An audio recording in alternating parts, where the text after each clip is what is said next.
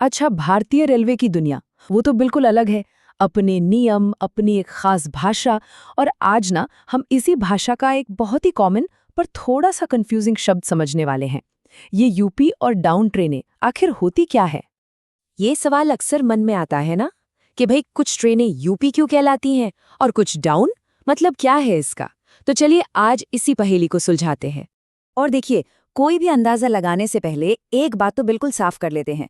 इसका पहाड़ों पर चढ़ने या उत्तर यानी नॉर्थ दिशा में जाने से कोई कोई लेना देना नहीं है। नहीं, असली वजह तो कुछ और ही है और वो काफी दिलचस्पी है। तो फिर सवाल वही है, क्या है ये यूपी और डाउन का चक्कर। चलिए इसको समझते हैं। और यकीन मानिए, ये सुनने में जितना मुश्किल लगता है ना, उतना है नहीं।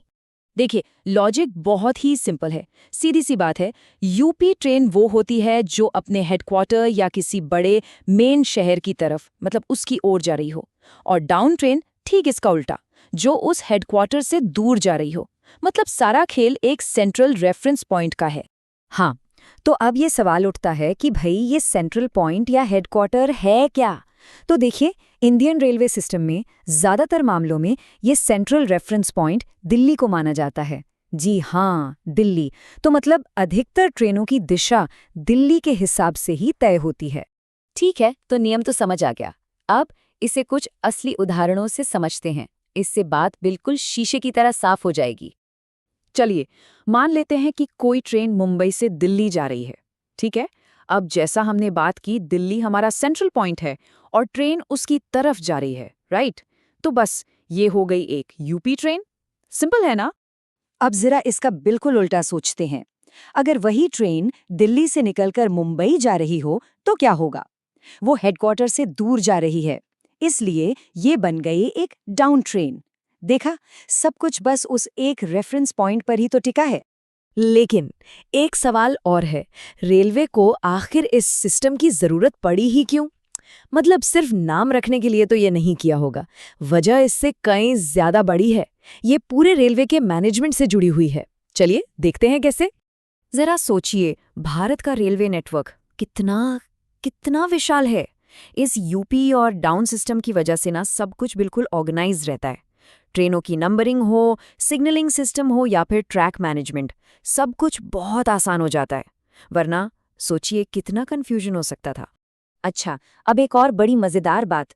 क्या हो अगर कोई कहे कि सिर्फ ट्रेन का नंबर देखकर ही ये पता चल सकता है कि वो यूपी है या डाउन। जी हाँ, ये एक ऐसा सीक्रेट है जो सबके सामने ही छिपा हुआ है। और नियम नियम तो बहुत ही आसान है। ये है सम और विषम संख्या का नियम, मतलब इवन ऑड रूल। सीधी सी बात है, ट्रेन की दिशा इस बात से जुड़ी है कि उसका 5 अंकों वाला नंबर इवन है या ऑड। जैसे एक उदाहरण देखते हैं। दिल्ली की ओर जाने वाली ट्रेन यानी यूपी ट्रेन, उसका नंबर है 12952। ये क्या है? एक इवन नंबर। और दिल्ली से दूर जाने वाली ट्रेन यानी डाउन ट्रेन, उसका नंबर है 12951। ये एक ऑड नंबर है।